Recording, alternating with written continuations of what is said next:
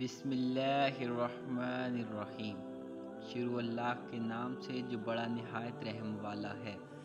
ایک شخص اپنی پیداوار کے 3 حصے کرتا تھا، ایک حصہ اپنے کھانے کے لیے اور ایک حصہ اللہ تعالیٰ کی راہ میں خرچ کرنے کے لیے اور ایک حصہ اپنے باغ کی دیکھ بھال کے لیے۔ وہ ہمیشہ ایسا ہی کرتا تھا، اس لیے اس کے کھیت میں اللہ کی طرف سے برکت ہوتی اور اس کی کھیتی ہمیشہ سرسبز رہتی۔ اگر اس کے پاس پانی نہ رہتا تو دوسری جگہ پانی برس کر اس کے کھیتوں میں آ جاتا۔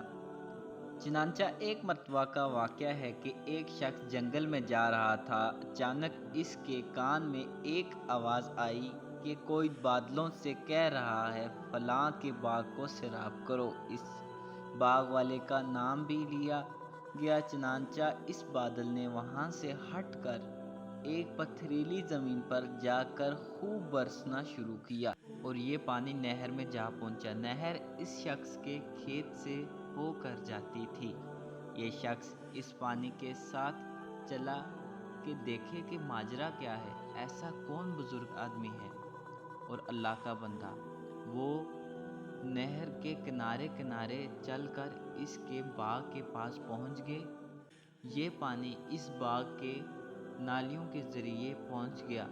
اس باغ میں ایک بزرگ آدمی ادھر ادھر پانی کو کر رہے تھے۔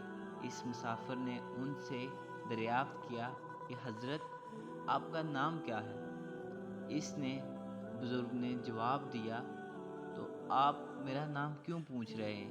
تو اس آدمی نے جب اپنا نام بتایا تو مسافر نے بولا کہ یہ وہی نام ہے جو میں نے بادلوں میں سنا تھا۔ اس مسافر نے کہا، میں نے اس بادل میں سے جس کا یہ پانی ہے ایک آواز سنا کہ فلاں شخص کے باغ کو سیراب کرو۔ آپ کا نام بتایا تھا، وہ بادل برسا اور پانی اس لہر میں بہہ کر آیا۔ اس عجیب و غریب واقعے کی تلاش کے لیے پانی کے ساتھ ساتھ آیا کہ میں چل کر معلوم کروں کہ یہ ماجرا کیا ہے اور یہ کون اللہ کے نیک آدمی ہیں۔ حضرت آپ کیا کرتے ہیں؟ اس بزرگ نے فرمایا، جب آپ نے دریافت کیا کہ آپ پوچھ رہے ہیں تو میں بتا ہی دیتا ہوں۔ میں اپنے کھیت کے 3 حصے کرتا ہوں اور پہلا حصہ اپنے بچوں کے لیے کرتا ہوں کھانے کے لیے، اور دوسرا حصہ اللہ تعالیٰ کی راہ میں خرچ کرنے کے لیے، اور تیسرا حصہ اپنی زمین میں دوبارہ اگانے کے لیے۔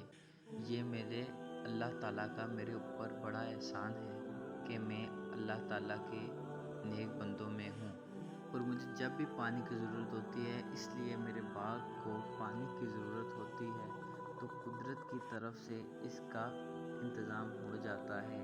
یہ میرے اللہ کے میرے اوپر بہت بڑے احسان ہیں۔